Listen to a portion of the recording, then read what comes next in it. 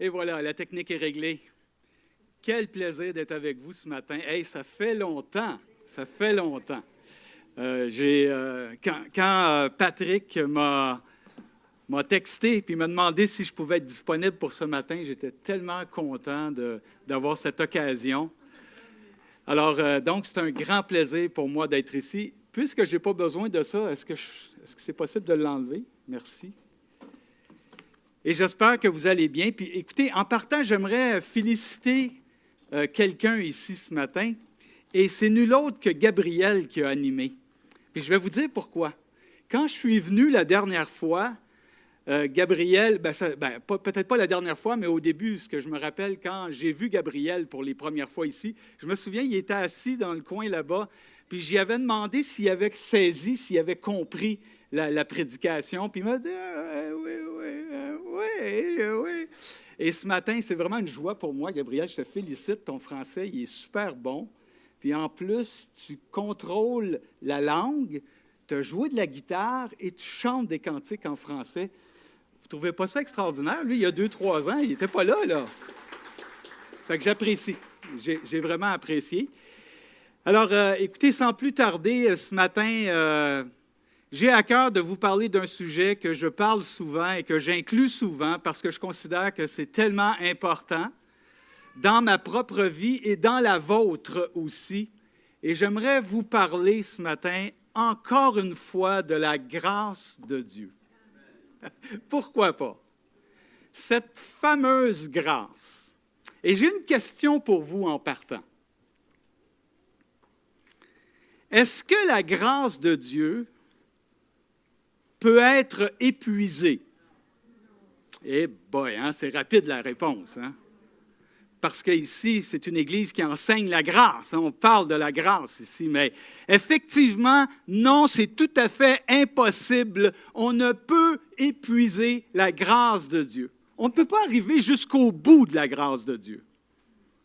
Les compassions de l'Éternel, nous dit le prophète Jérémie, se renouvellent chaque matin.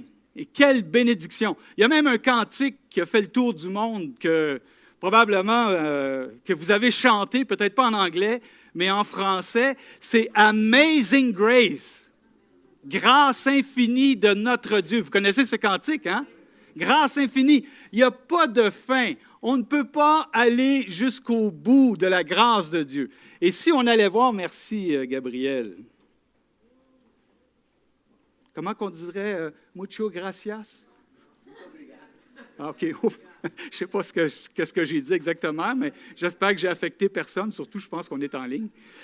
Mais en fait, on ne peut pas aller au bout de la grâce de Dieu. Et si on avait le temps, on pourrait aller dans l'Évangile de Jean, voir tous les passages qui sont fascinants concernant la grâce. Et un des passages dans Jean 1, Jean écrit que la loi a été apportée par Moïse. Vous vous souvenez? Mais la grâce est venue par Jésus-Christ. Et nous avons reçu grâce sur grâce. Et j'oserais dire grâce et encore grâce sur grâce sur grâce. Et vous savez, certains commentateurs de ce passage nous disent que c'est l'image d'une vague après l'autre sur le bord de la mer. Quand est-ce que la vague va arrêter? Et on sait très bien que cette vague est perpétuelle.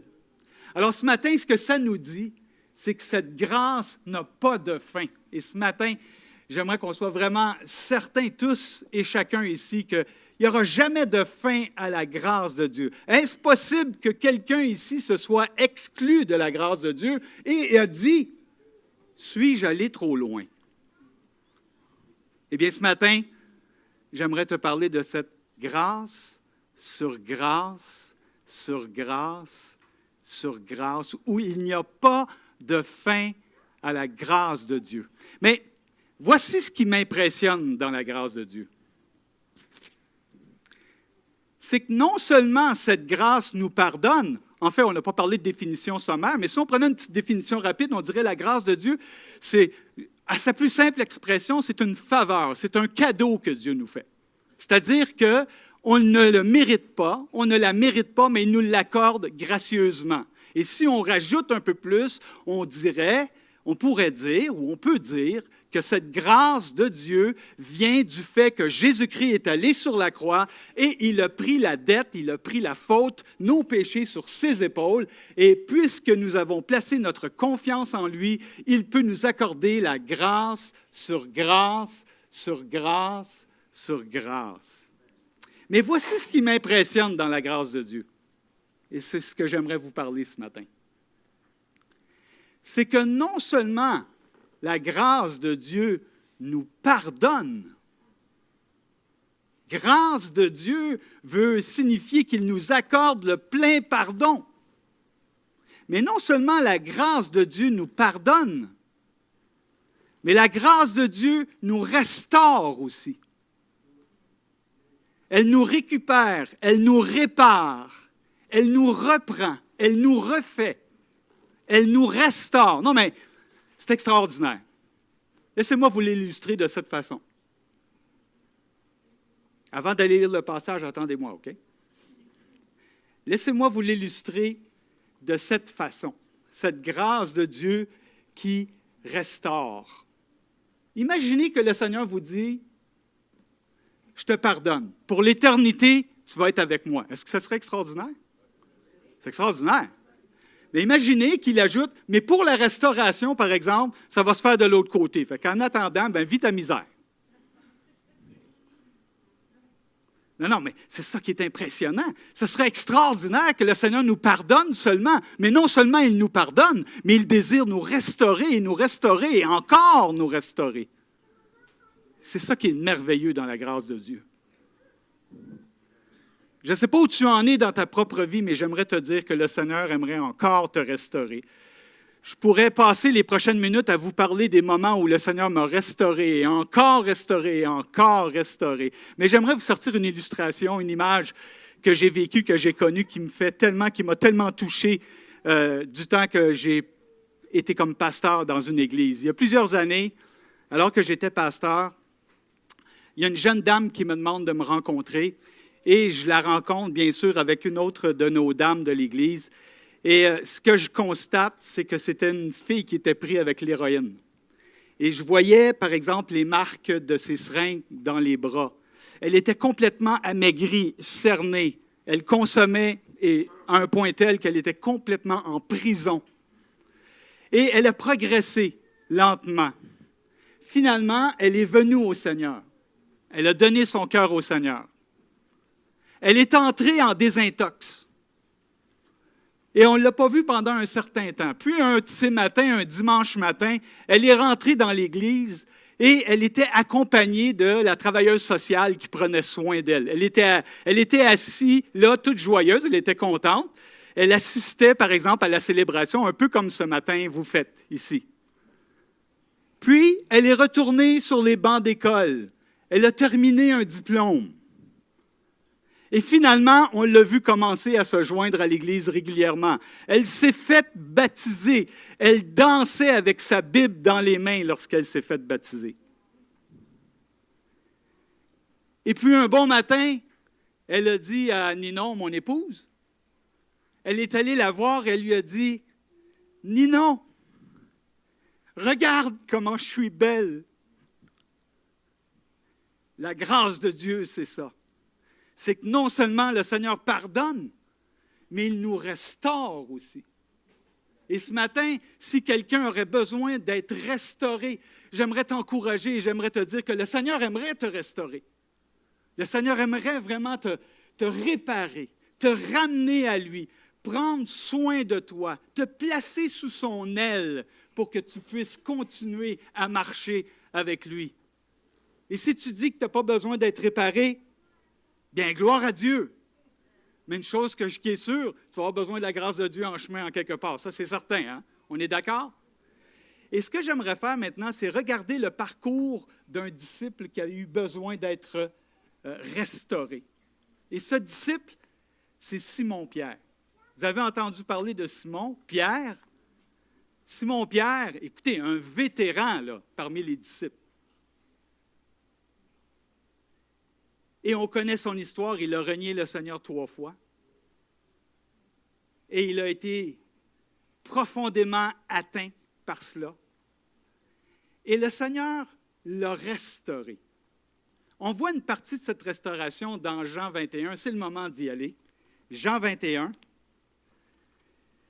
où on va lire ce passage qui nous parle de cette apparition du Seigneur et ce rapprochement de Jésus auprès de Pierre, Simon-Pierre.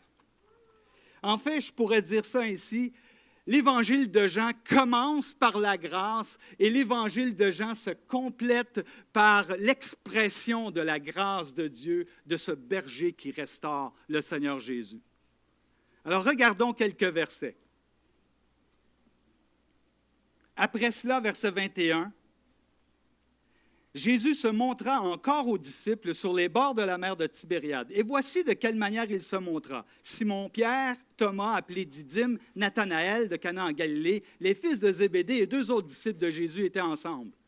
Simon-Pierre leur dit, « Je vais pêcher. » Ils lui dirent, « Nous allons aussi avec toi. » Ils sortirent et montèrent dans une barque, et cette nuit-là, ils ne prirent rien. Le matin étant venu, Jésus se trouva sur le rivage, mais les disciples ne savaient pas que c'était Jésus. Jésus leur dit, « Enfants, n'avez-vous rien à manger? » Ils lui répondirent, « Non. » Il leur dit, « Jetez le filet du côté droit de la barque, et vous trouverez. » Finalement, il y a eu cette pêche miraculeuse. Je vais plus vite. Il y a eu cette pêche miraculeuse qu'ils ont faite. Et le Seigneur a préparé le déjeuner. Et les disciples qui étaient là ont déjeuné, ont mangé ce que Jésus avait préparé.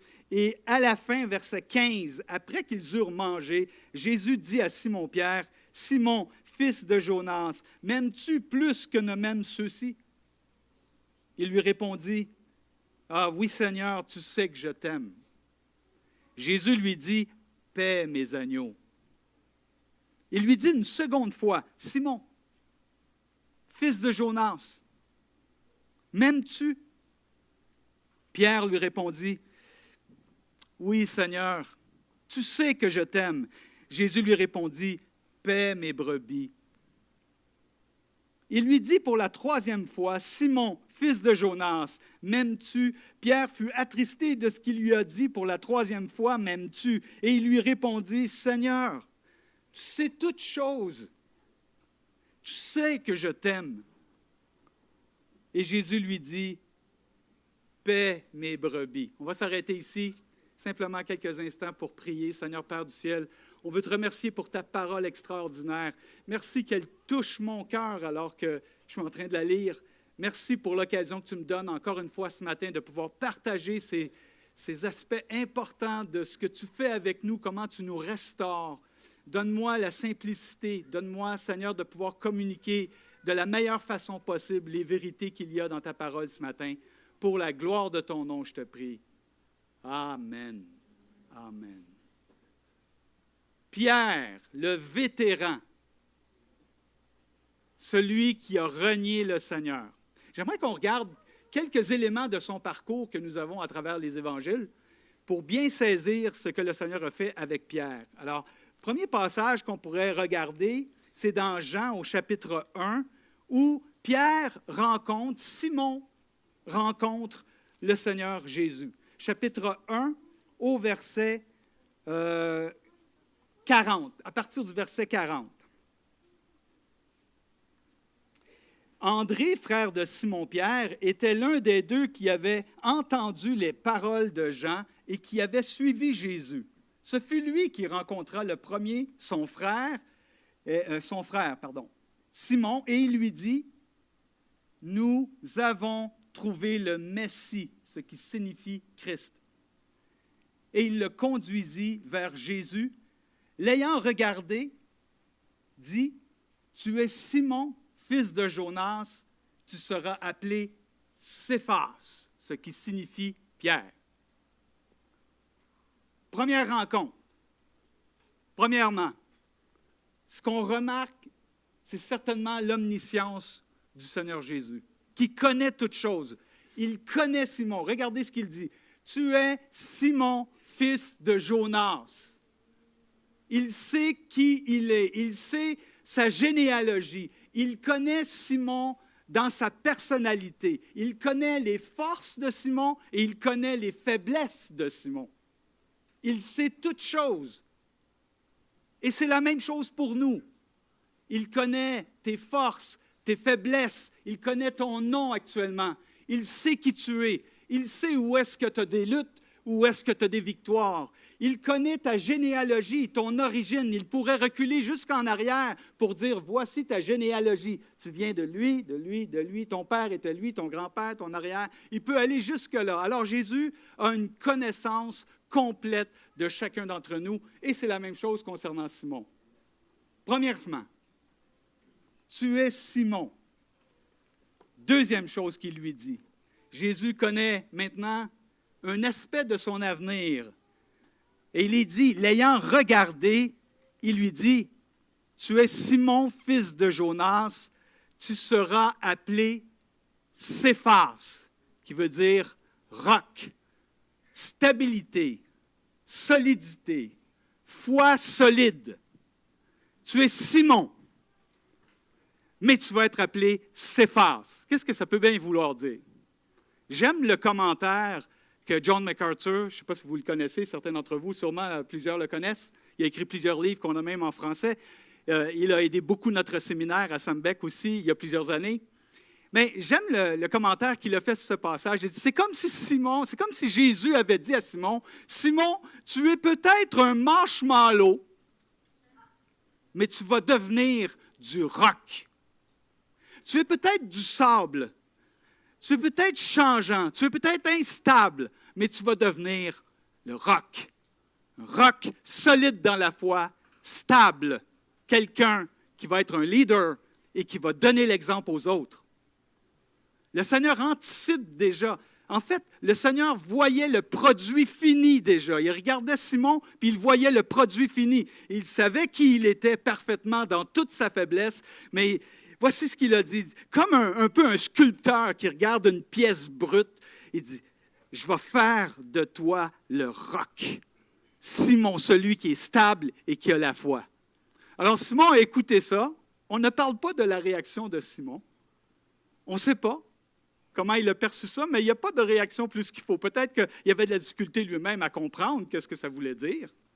Mais ce que j'aimerais appliquer ici, c'est que pour chacun de nous, peu importe qui nous sommes, peu importe les faiblesses que nous avons, imaginez que vous preniez votre plus grande faiblesse et que cela identifie votre personnalité et votre nom. Et le Seigneur Jésus vous regarde, puis il dit, tu es peut-être amertume, mais tu vas devenir paix. Tu es peut-être haine, mais tu vas devenir amour. Et là, je pourrais multiplier les exemples. Le Seigneur aimerait nous transformer. Il anticipe déjà le produit fini dans votre propre vie. C'est extraordinaire, hein? Ayons confiance en lui qu'il nous a saisis, il nous a pris, il nous connaît parfaitement. Il a un plan pour nous, il va nous conduire là où il veut nous conduire. Vous êtes d'accord avec ça? OK, continuons. Maintenant, deuxième rencontre avec le Seigneur Jésus. Il y a un autre texte assez évident, celui-là dans Luc 5. Si vous tournez avec moi dans Luc 5, et c'est le fameux passage de la pêche miraculeuse. Voici le contexte.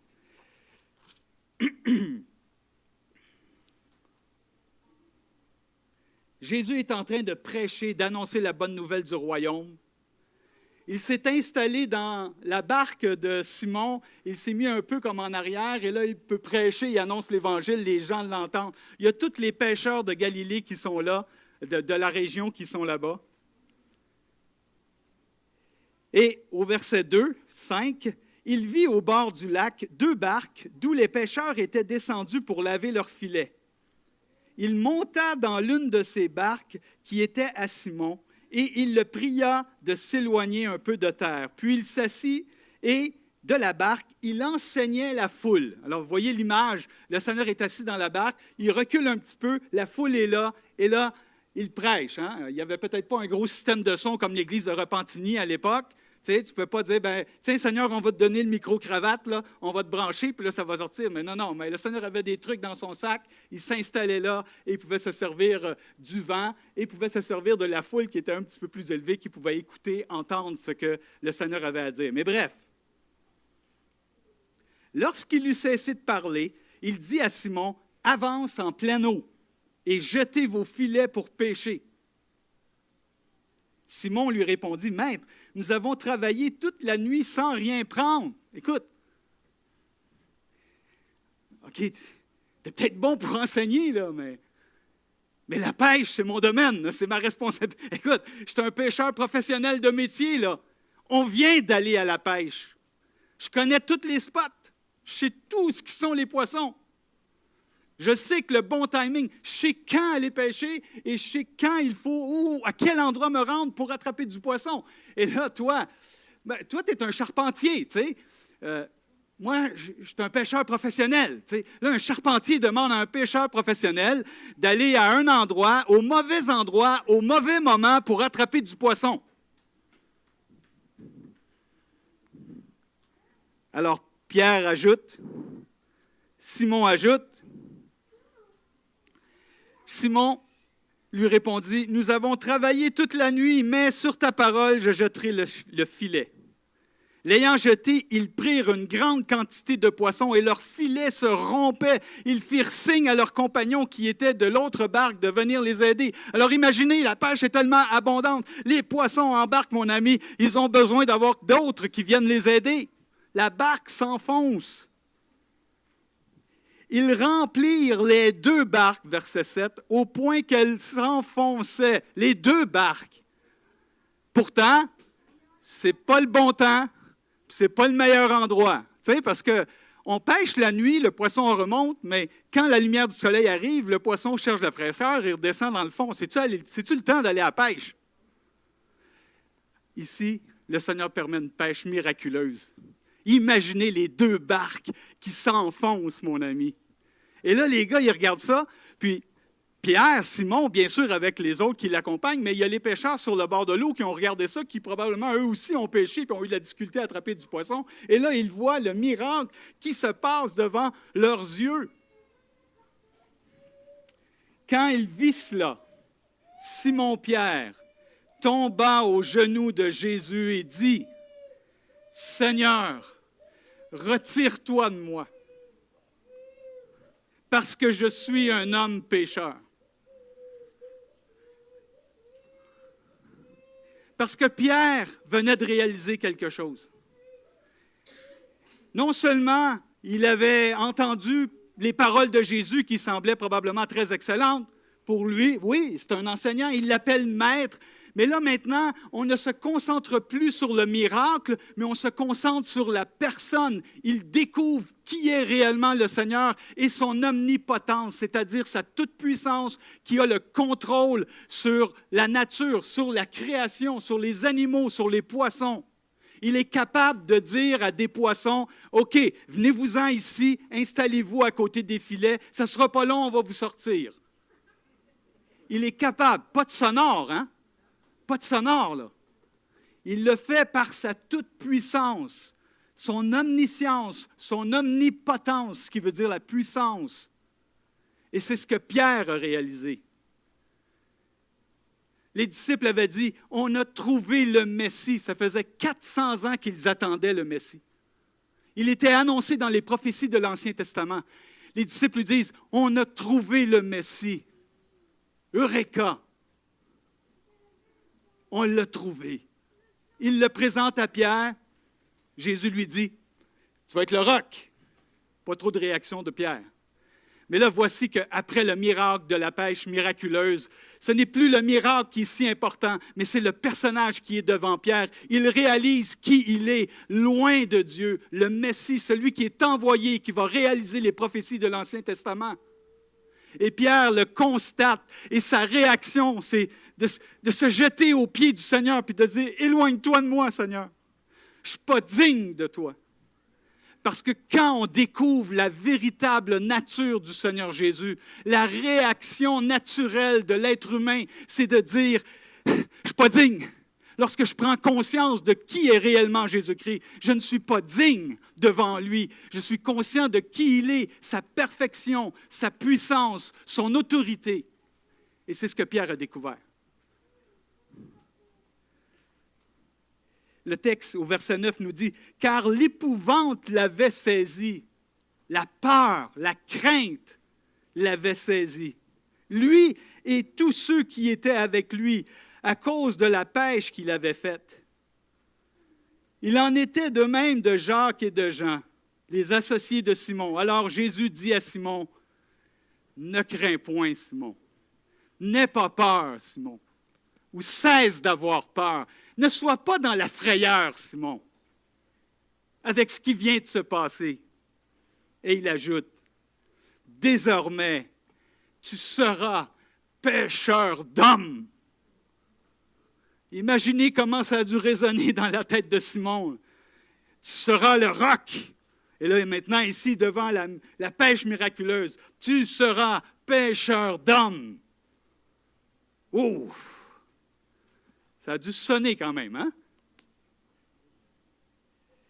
Et ayant ramené les barques à terre, ils laissèrent tout et le suivirent. Quel exemple, quelle expérience. Mais ce n'est pas fini, hein? Ça ne finit pas là. Si on regarde, par exemple, un autre passage où Pierre découvre toute la puissance de l'omnipotence du Seigneur, c'est dans Matthieu maintenant 14, verset 28. Et le contexte, Jésus renvoie les disciples sur la mer et lui reste à l'écart. Puis à la 4e veille de la nuit, au verset 25 de la nuit, à la 4e veille, chapitre 14 de Matthieu, Jésus alla vers eux, marchant sur la mer. Non, mais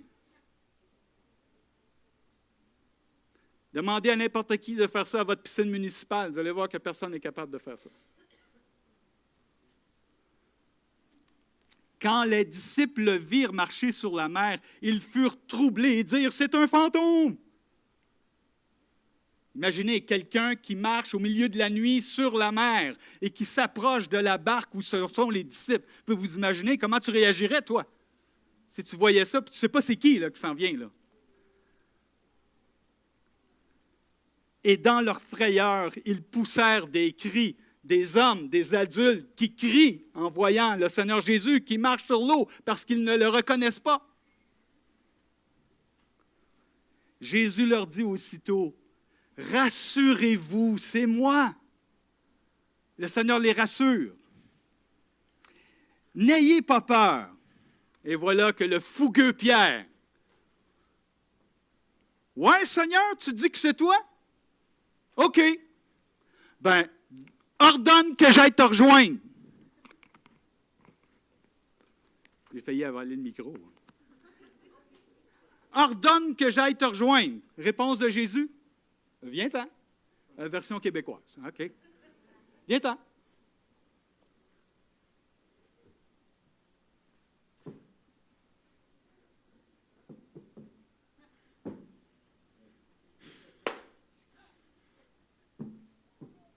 Pierre commence à avancer, mais on est en pleine tempête quand même. Il voit les vagues, il voit les flots qui montent. Et dans sa fougue, il commence à avoir peur et perdre confiance. Et tranquillement, il commence à couler. C'est ce que le texte nous dit. Voyant que le vent était fort, il eut peur et comme il commençait à enfoncer, il s'écria « Seigneur, sauve-moi !» Et le Seigneur lui répond « Tant pis pour toi, tu n'as pas cru. Coule, on se reverra de l'autre côté. » Est-ce que c'est ça que Jésus dit? Aussitôt, Jésus étendit la main, le saisit et lui dit « Homme de peu de foi, pourquoi as-tu douté? » Imaginez le Seigneur. Le Seigneur ne nous abandonne même pas dans nos doutes. Mais lorsque Pierre a coulé, le Seigneur l'a sorti de l'eau, ils ont rentré tous les deux dans la barque.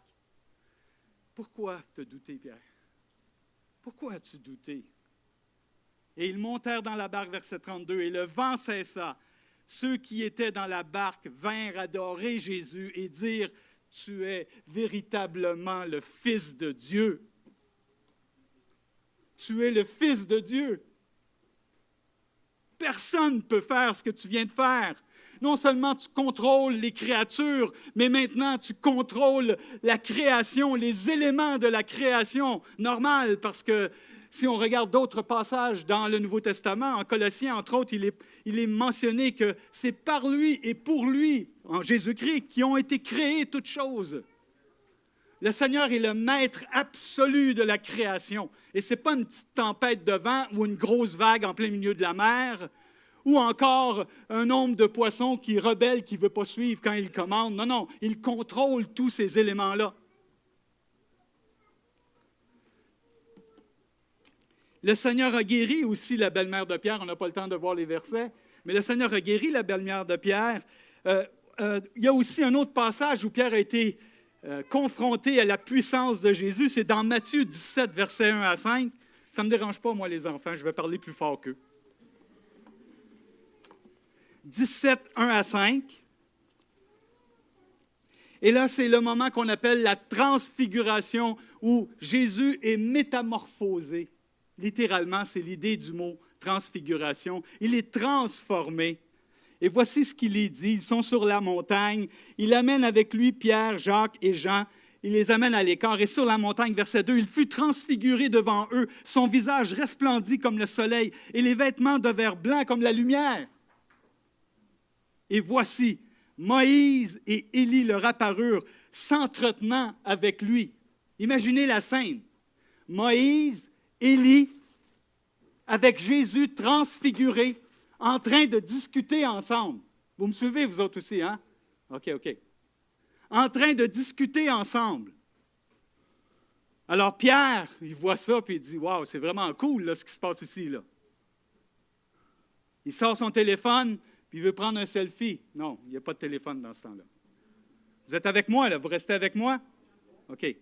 Pierre, prenant la parole, dit à Jésus, « Seigneur, il est bon que nous soyons ici. Si tu le veux, je dresserai ici 3 tentes, une pour toi, une pour Moïse et une pour Élie. » Comme il parlait encore, il n'a pas fini de parler.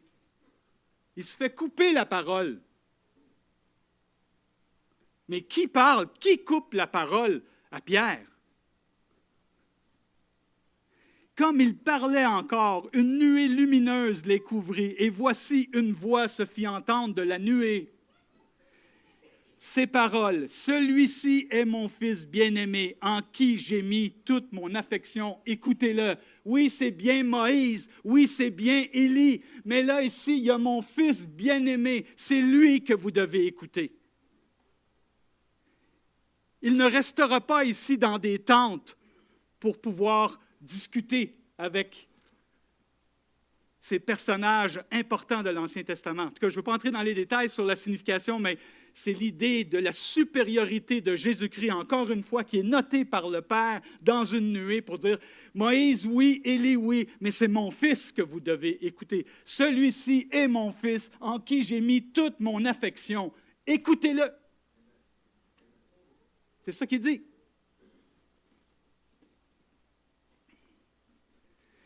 Et un peu plus loin, je n'ai pas le temps d'aller dans les détails, mais juste pour vous rappeler ce passage dans Matthieu 26, où Pierre a confiance en sa propre dévotion. C'est le moment où le Seigneur annonce ce qu'il va lui arriver. Il va être arrêté. Il va être amené à Jérusalem. Il va subir un procès. Vous connaissez tout le reste de l'histoire. Il va être condamné, faussement accusé, et il va être crucifié. Et Jésus leur dit, « Et vous allez m'abandonner. » Qui réagit? Le fougueux Pierre. « Ah, Seigneur, moi, je ne t'abandonnerai pas.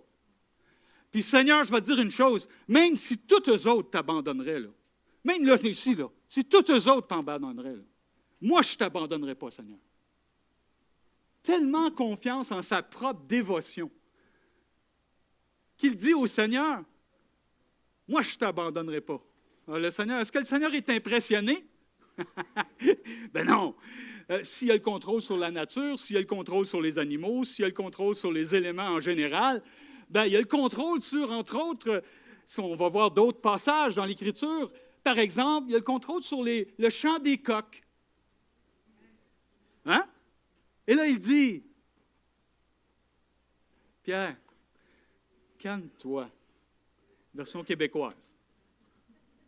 Pierre, Simon, avant que le coq n'ait chanté 2 fois, tu vas m'avoir renié 3 fois. Oh non, Seigneur, jamais! Et les autres dirent la même chose.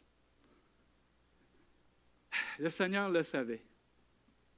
Le Seigneur le savait. Et ce qui devait arriver arriva. Pierre renie le Seigneur.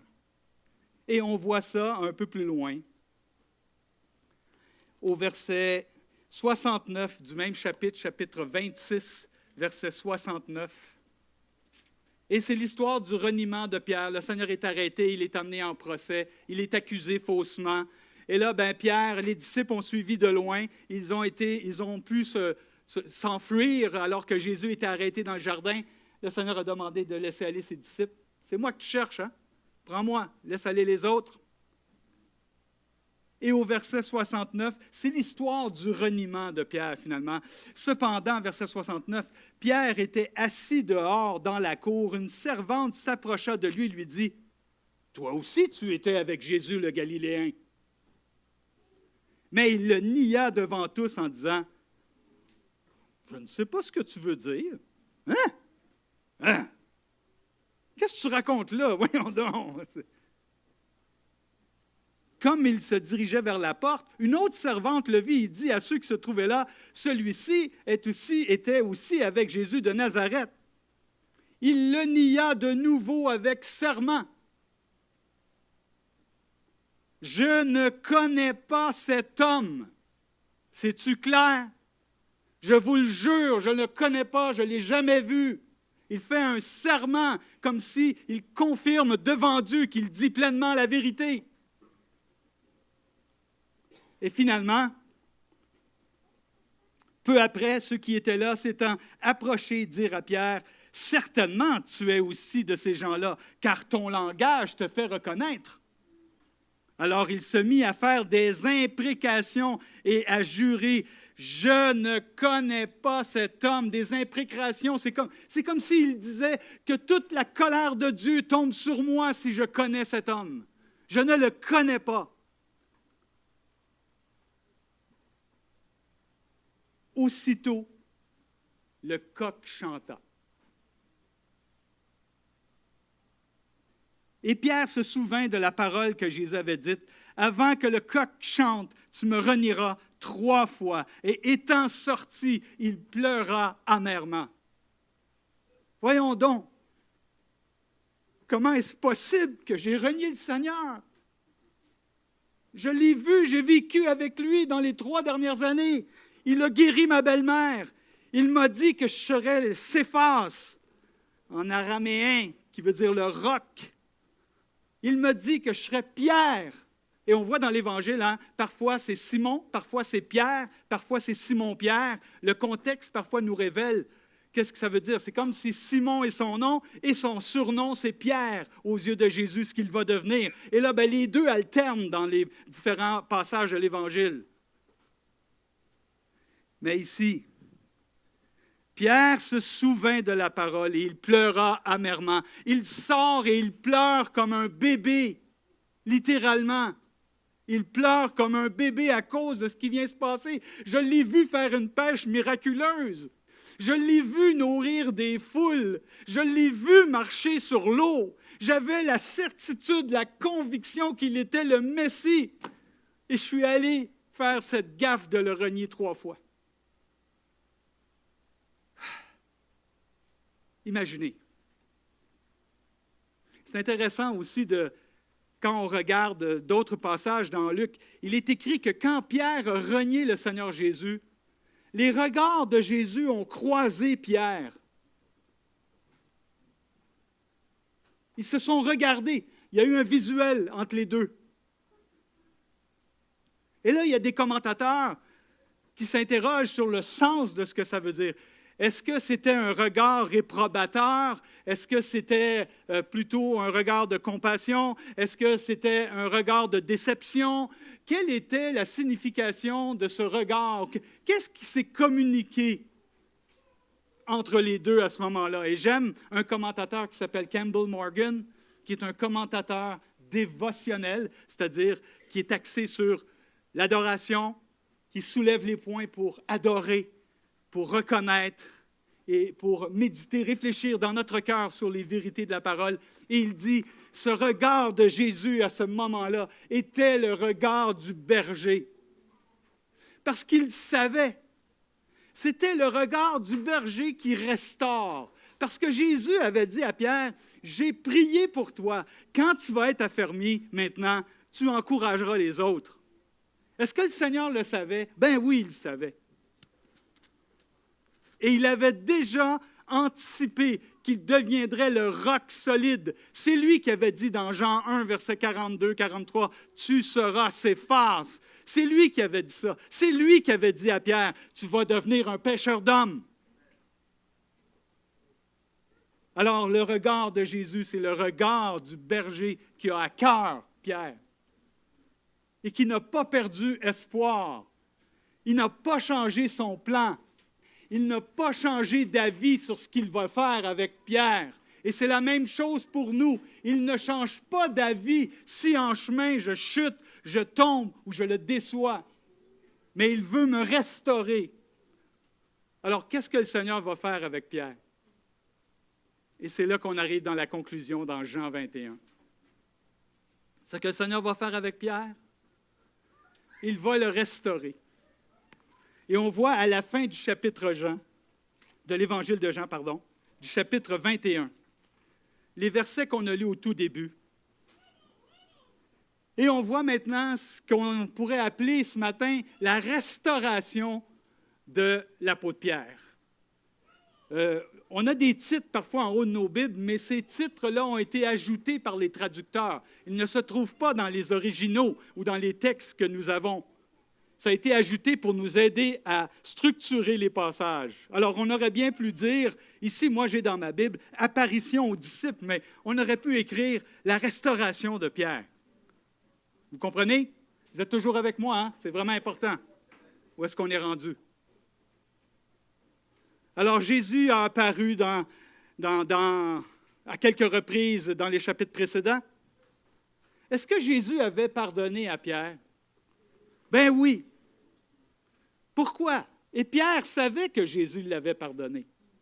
Pourquoi? Parce que quand Jésus est ressuscité, il a dit à travers les anges, « Allez dire à Pierre que Jésus est ressuscité. » Je n'ai pas le temps de lire les versets, mais ça ressemble à ça. « Allez dire à Pierre. » Et dans l'Épître aux Corinthiens, lorsqu'on regarde au chapitre 15, on parle des apparitions de Jésus et il est dit que qui est apparu? À qui en premier? Céphas. Vous irez voir dans 1 Corinthiens 15, dans les chapitres, les premiers versets, je pense au verset 4 ou dans ce coin-là. Alors, oui, mais au verset 21, au chapitre 21 maintenant, les disciples sont encore là. Verset 1, après cela, Jésus se montra encore aux disciples sur les bords de la mer de Tibériade. Et voici de quelle manière il se montra. C'est le même plan d'eau, c'est le même endroit où Jésus avait fait sa pêche miraculeuse en passant. Simon-Pierre et tous les autres, énumérés tantôt, dit « Je vais pêcher. » Et lui dire « Nous allons aussi avec toi. » On peut anticiper, on peut quand même imaginer que l'apôtre Pierre ici, Simon-Pierre, ne se sent pas le roc. Hein? Il ne se sent pas le pêcheur d'hommes. Mais il se sent celui qui a renié le Seigneur. Il est humilié. Il sait que le Seigneur lui a pardonné. Alors, il va pêcher à ce qu'il a toujours fait auparavant, de toute façon. C'est un pêcheur de métier. Alors, peut-être que ce n'était pas le temps de parler d'évangélisation, là, mais c'était le temps de retourner à la pêche, puis de pourvoir à sa famille, puis de continuer. Vous voyez l'idée? Mais pendant qu'ils sont là, au verset 4, le matin étant venu, juste auparavant, verset 3, il dit, « Ils sortirent et montèrent dans une barque, et cette nuit-là, ils ne prirent rien. » Ça vous fait penser à un événement, ça? Dans Luc chapitre 5, cette nuit-là, ils ne prirent rien. Jésus leur dit, le matin étant venu, Jésus se trouva sur le rivage, mais les disciples ne savaient pas que c'était Jésus. Jésus leur dit, « Enfants, n'avez-vous rien à manger? » Ils répondirent, « Non, on n'a rien pris. La pêche n'est pas bonne aujourd'hui. Ça ne marche pas. » Il leur dit, « Jetez le filet du côté droit de la barque et vous trouverez. » Attends une minute. Là. Jetez le filet du côté droit. OK. Comme ça, toi, sur le bord de rivage, tu sais qu'il va y avoir du poisson à droite de notre barque, toi, là. Jetez le filet du côté droit de la barque. Parce que Jésus-Christ a la puissance de dire à tous les poissons du lac, allez au côté droit de la barque à cet endroit-là. Voici le point GPS. Tout le monde se rencontre là, OK? Vous en allez tous là.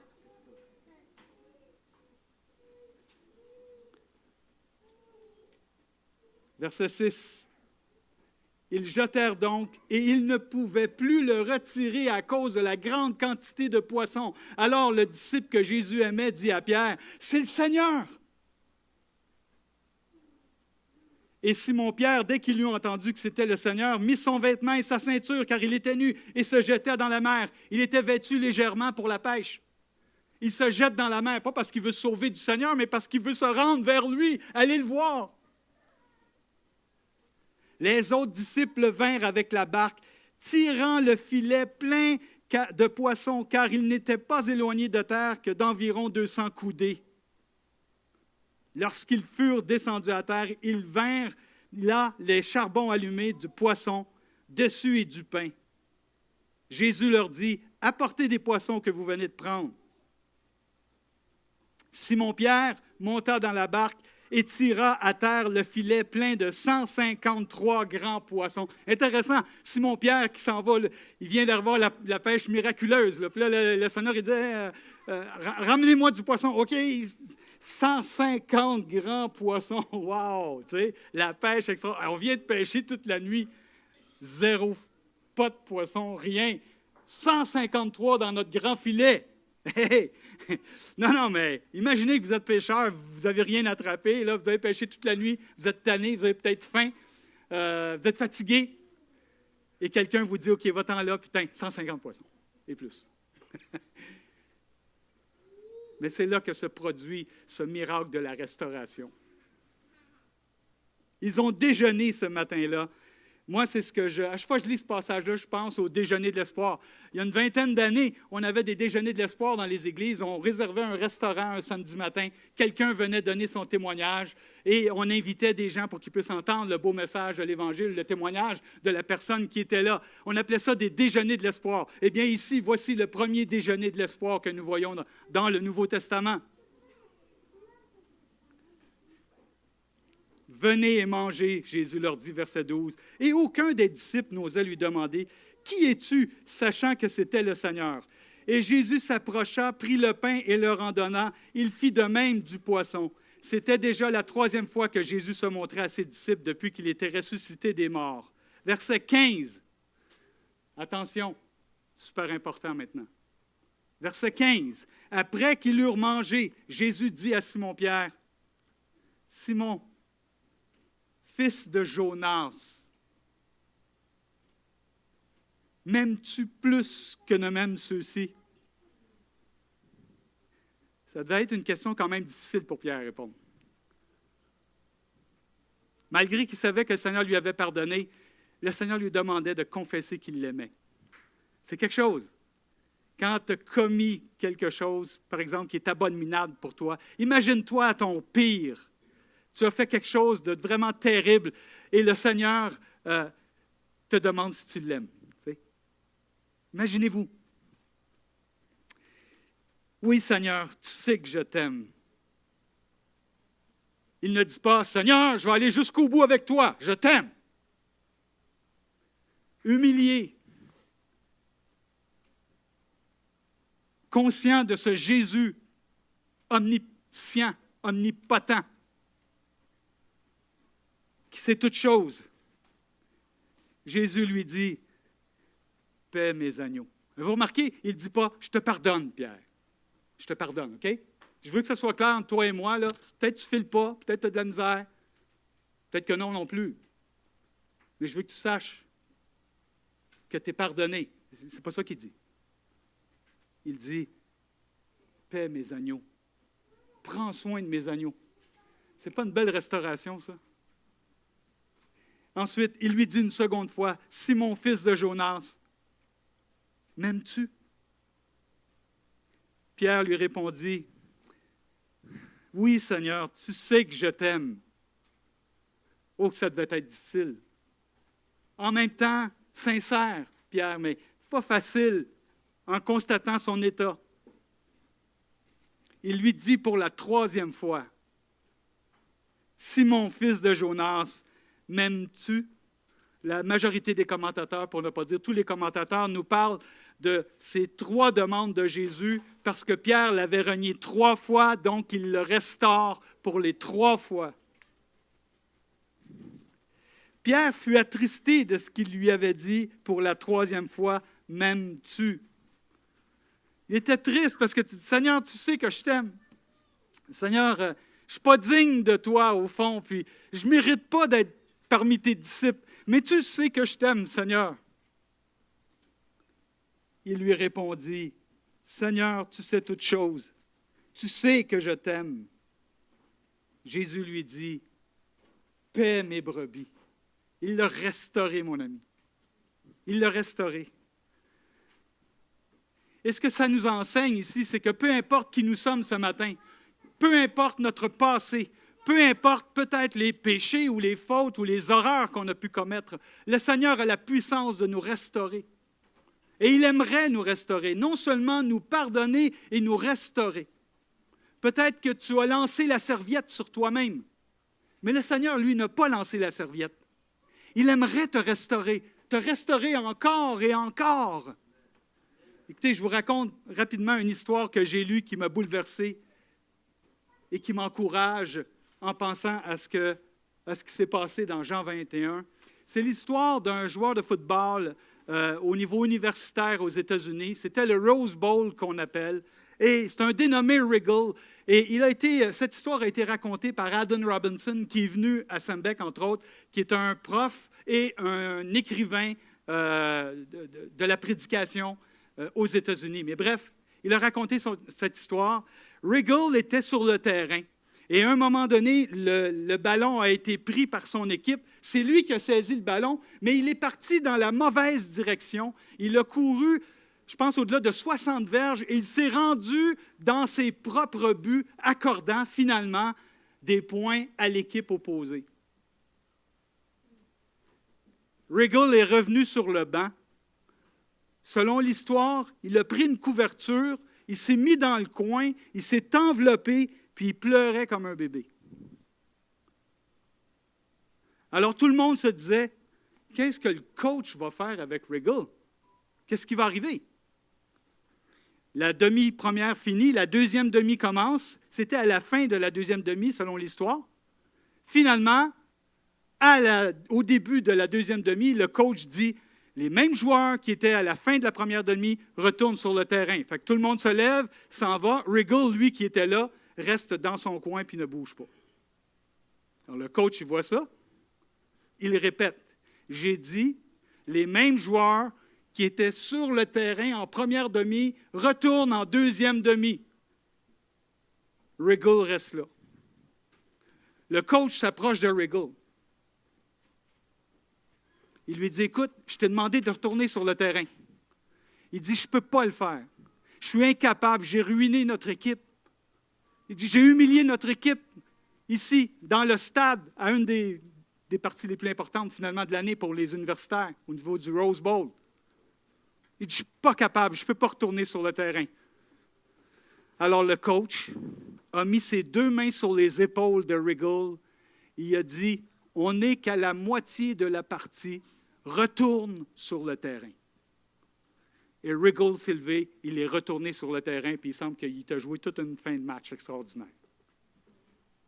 Pourquoi je vous raconte cette histoire? Parce que ce matin-là, quand Jésus avec les disciples sont en train de manger du poisson, de déjeuner ensemble, c'est comme si Jésus a mis les mains sur l'apôtre Pierre et lui a dit, « Pierre, reprends ta place, paie mes brebis. » Vas-y, Pierre. Il n'a pas dit, non, toi, tu n'es pas bon, là. Non, là, avec ce que tu as fait, on ne peut pas se fier tellement sur toi dans le développement de l'Église puis pour l'Évangile. Fait que toi, là, non, on va attendre un petit peu, là. Non, non. Il a mis ses mains sur ses épaules, il a dit, retourne sur le terrain. C'est comme s'il avait dit à Pierre, retourne, Pierre, reprends ta place. Tu es pardonné. Je t'ai appelé à quelque chose et tu vas y aller et tu vas le faire.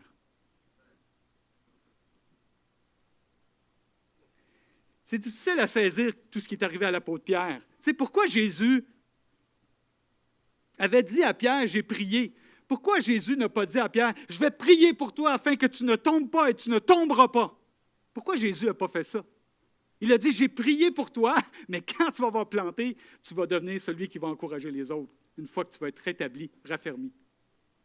Parce que Pierre, comme nous, mes amis, avait besoin de ses échecs pour comprendre la grâce de Dieu et pour comprendre que sa propre dévotion n'est pas suffisante pour plaire au Seigneur.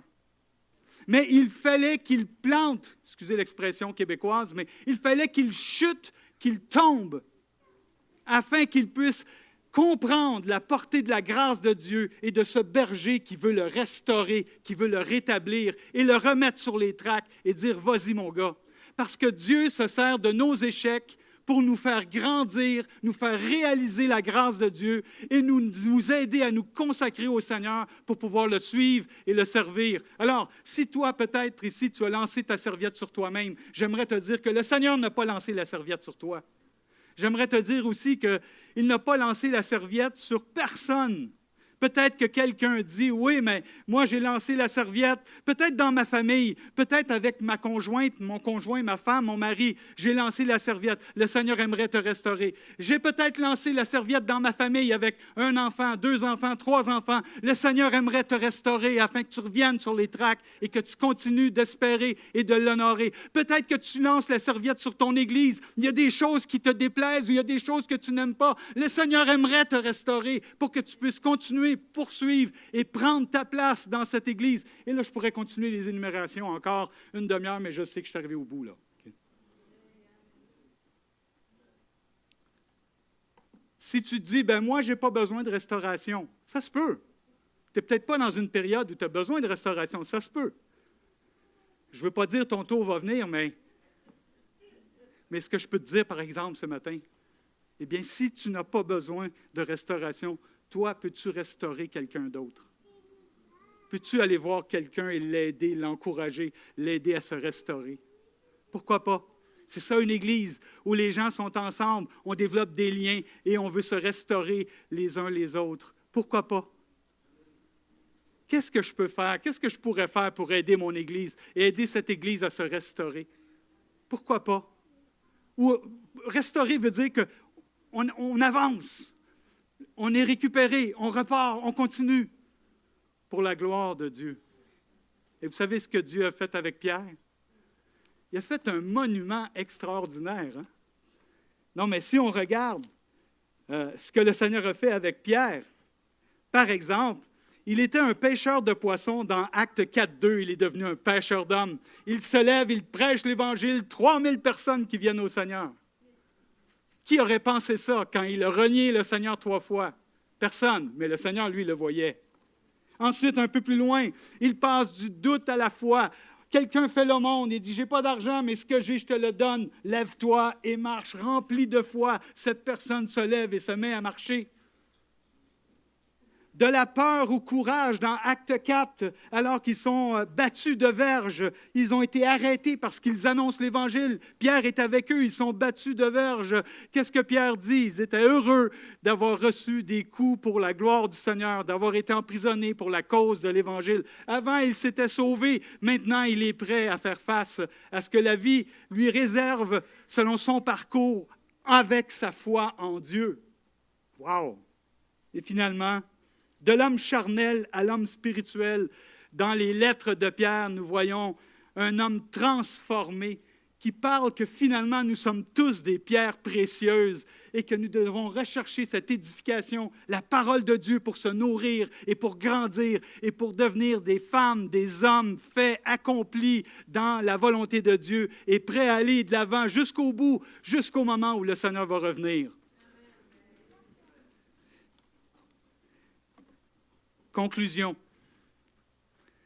La croix de Jésus-Christ fait l'impossible.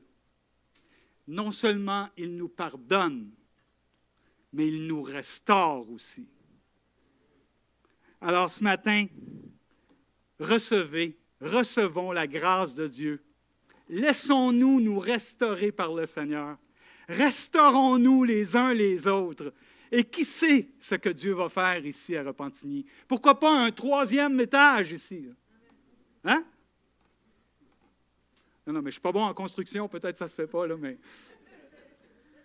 je ne sais pas ce que Dieu va faire. Mais je sais une chose, que si on l'honore et si on lui laisse nos cœurs, on lui permet de nous transformer, il va accomplir des choses extraordinaires. Dans nos vies, dans notre Église et aussi pour l'avenir de notre Église, pour la gloire de son nom. Seigneur Père du ciel,